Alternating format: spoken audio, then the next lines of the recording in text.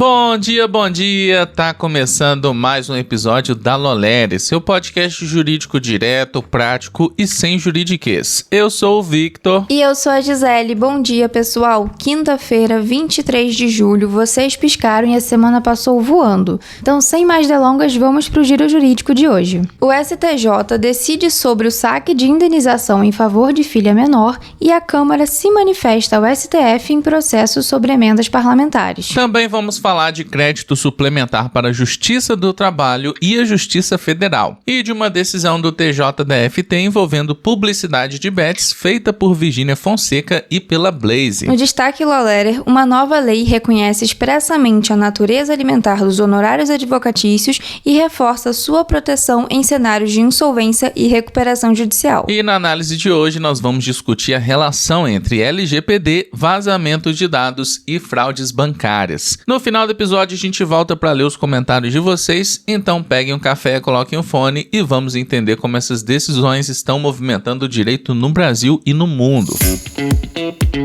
E olha, para os concurseiros de plantão, os concursos do TRT estão avançando. O TRT-8 já definiu a banca e o TRT-4 já está com comissão organizadora formada. E esperar o edital sair pode custar meses importantes de preparação. No pré-edital do MEC Concursos, você começa a estudar agora e ainda recebe os cursos de reta final quando os editais forem publicados. Além disso, conta com a garantia MEC. Caso o curso não ajude na aprovação do TRT-8, é possível solicitar o dinheiro de volta. Então acesse o link que está na descrição do episódio e comece seus estudos agora.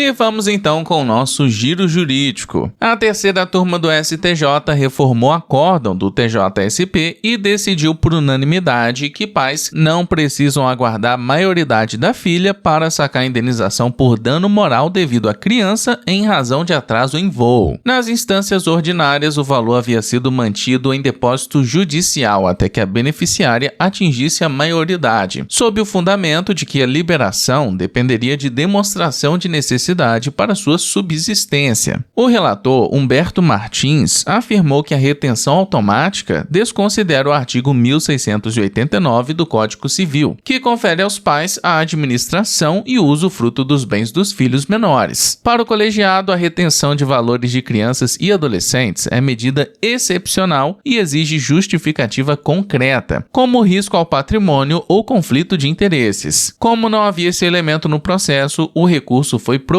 A Câmara dos Deputados informou ao STF que não há irregularidades nas indicações de emendas parlamentares e sustentou que a tramitação interna segue o rito regimental. A manifestação foi enviada ao ministro Flávio Dino, relator do processo que trata da transparência na distribuição de emendas no Congresso. A advocacia da Câmara anexou atas de bancada e de comissão para demonstrar que as indicações feitas pelos deputados foram regularmente deliberadas e aprovadas. No mesmo contexto, Dino enviou à Polícia Federal explicações de presidentes de partidos sobre a influência de políticos na indicação de emendas, após determinar que 21 siglas prestassem esclarecimentos ao Supremo. A medida ocorreu depois do bloqueio de 119 milhões de reais em bens de Valdemar Costa Neto, presidente do PL, em desdobramento da Operação Transparência. Em resposta, Valdemar afirmou que não tem cotas nem faz indicações formais de emendas. A Comissão Mista de Orçamento analisa o PNL 8 de 2026, que abre crédito suplementar de 21,5 milhões de reais para a Justiça do Trabalho e a Justiça Federal. Do total, 15,9 milhões, equivalentes a 74%, serão destinados à Justiça do Trabalho, enquanto 5,5 milhões de reais, ou 26%, irão para a Justiça Federal. Os recursos serão usados para criar uma nova categoria de programação no orçamento dos órgãos, permitindo registrar e identificar de forma específica as despesas com pagamento de magistrados aposentados compulsoriamente. Pelo projeto, a abertura do crédito será viabilizada pela anulação de outras programações orçamentárias. O TJDFT determinou que a influenciadora Virgínia Fonseca e a plataforma Blaze retirem em até 48 horas conteúdos publicitários considerados irregulares e cumpram restrições na divulgação de apoios apostas esportivas. A decisão liminar do desembargador Renato Rodovalhos Kussel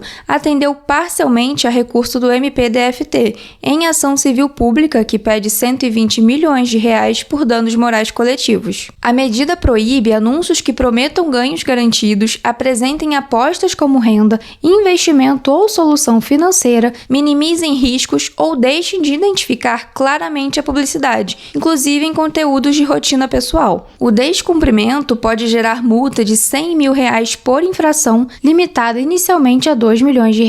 O pedido de suspensão de eventual cláusula de revenue share não foi acolhido nesse momento por falta de prova suficiente sobre vínculo entre remuneração da influenciadora e prejuízo dos consumidores.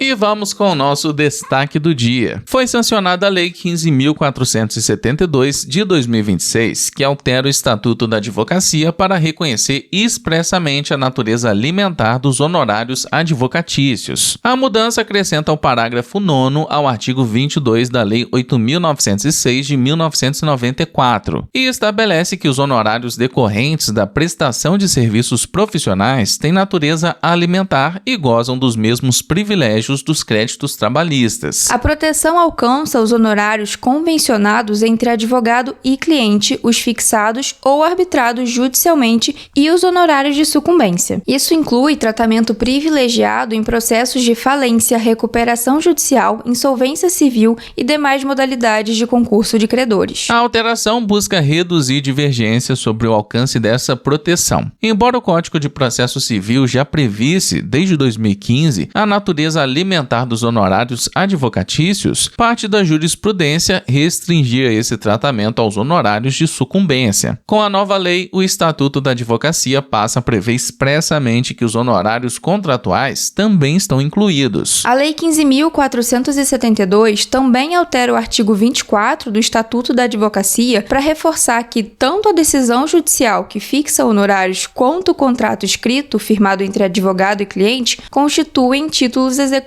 Segundo o presidente do Conselho Federal da OAB, Beto Simonetti, a sanção representa o reconhecimento de uma reivindicação histórica da advocacia brasileira e confere maior segurança jurídica à remuneração profissional. A lei entrou em vigor com a sua publicação e fortalece a posição dos advogados na cobrança de seus honorários, especialmente em cenários de insolvência, recuperação judicial e concurso de credores.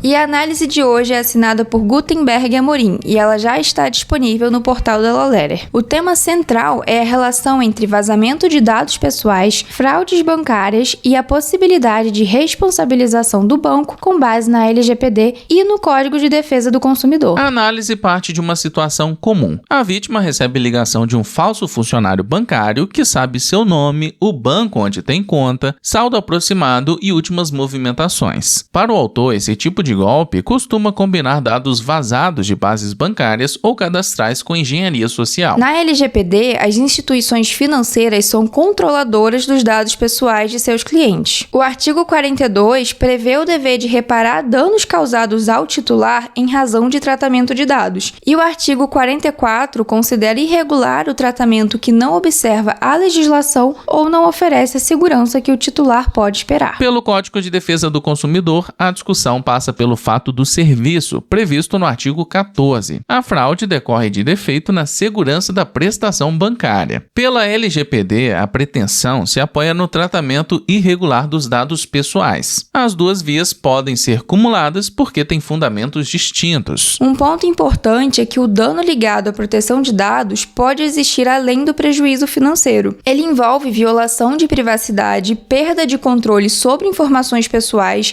risco de novos usos indevidos e prejuízo à autodeterminação informativa. A análise também destaca a resolução CMN 4.949 de 2021, que impõe às instituições financeiras deveres de proteção das informações dos consumidores, segurança dos canais de atendimento e mecanismos de prevenção a fraudes. Quando a fraude é viabilizada por dados expostos por falha de segurança, podem incidir simultaneamente a LGPD e as normas do sistema financeiro. Para identificar identificar possível origem em vazamento, o autor aponta sinais, como precisão de informações que só o banco teria, ocorrência logo após operações bancárias e eventual correlação com incidentes de segurança comunicados à ANPD. Outro ponto relevante é o dever de comunicação. O artigo 48 da LGPD obriga o controlador a comunicar à ANPD e ao titular incidentes de segurança que possam gerar risco ou dano relevante. Pela resolução CD ANPD 15 de 2024, o prazo para comunicação à autoridade é de até 2 dias úteis após o reconhecimento do incidente. A conclusão é que em fraudes bancárias associadas a vazamento de dados, a responsabilização pode envolver tanto a proteção de dados pessoais quanto a segurança do serviço financeiro. A atuação da ANPD e do Banco Central segue em vias administrativas próprias, mas não substitui a indenização civil eventualmente devida ao consumidor. E esse foi apenas um pequeno resumo dessa análise que está publicada lá no portal da Loleria. Para você conferir ela na íntegra, é só acessar aqui na descrição. E se você é advogado e quer ampliar sua presença online com uma leitura própria sobre temas jurídicos atuais, envie seu texto pelo link na descrição e faça parte do nosso time de articulistas.